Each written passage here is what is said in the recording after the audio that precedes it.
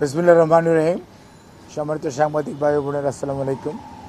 আপনারা দেখেছেন কিছুক্ষণ পূর্বেই বাংলাদেশে নিযুক্ত পাকিস্তানি হাইকমিশনার এবং সস্ত্রীক এবং সেই সাথে ওনার সাথে ডেপুটি হাইকমিশনার সহ ওদের 4 সদস্যের টিম আমাদের বাংলাদেশ জাতীয়তাবাদী দলের চেয়ারপারসন দেশনেত্রী বেগম খালেদা জিয়ার সাথে কুশল বিনিময়ের জন্য আজকে এসেছিলেন। কারণ দীর্ঘদিন ম্যাডাম কারাবন্দী ছিলেন, অসুস্থ আছেন। সে অবস্থায় ওনারা বেশ কিছুদিন যাবৎ চেষ্টা করছিলেন ম্যাডামের সাথে সৌজন্য সাক্ষাৎ করার জন্য। কাজে সাক্ষাৎকারটি সম্পূর্ণরূপে এই সৌজন্য সাক্ষাৎ।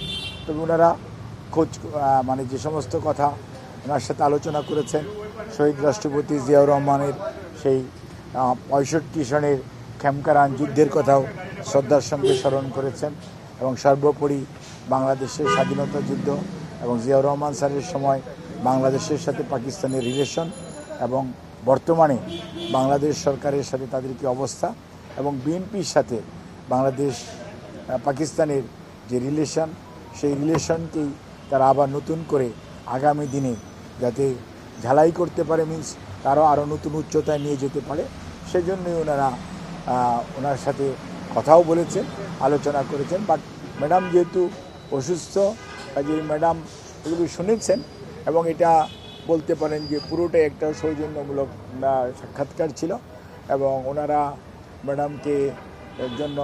ম্যাডামের চিকিৎসার জন্য খোঁজখবর নিয়েছেন, কোথায় যাবেন, কি অবস্থা হবে বা কি চিকিৎসা হবে, কবে নাগাদ উনি ফিরতে পারেন, এই সমস্ত বিষয়ে উনি খোঁজখবর নিয়েছেন। ম্যাডাম ওনাদের সেই সমস্ত প্রশ্নের উত্তর দিয়েছেন। আর সর্বোপরি তারা ম্যাডামের সুস্বাস্থ্যের জন্য, সুচিকিৎসার জন্য দোয়া করেছেন এবং ওনাদের দেশের প্রেসিডেন্ট এবং প্রধানমন্ত্রী শুভেচ্ছা ওনারা ম্যাডামকে পৌঁছে দিয়েছেন। ম্যাডামও প্রতি উত্তরে তাদেরকে প্রধানমন্ত্রী এবং রাষ্ট্রপতিকে ওনার সালাম জানিয়েছেন। ধন্যবাদ।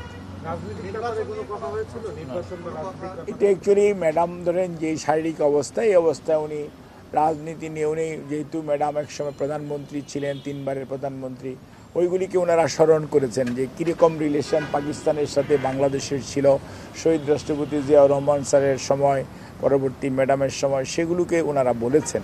বাট ম্যাডাম সেগুলো শুনেছেন এবং পরবর্তীতে গত 15 বৎসর কেমন ছিল সেটাও তারা বলেছে এবং তারা ভবিষ্যতে খুবই আশাবাদী যে বাংলাদেশের সাথে তাদের দ্বিপাক্ষিক সম্পর্ক আরও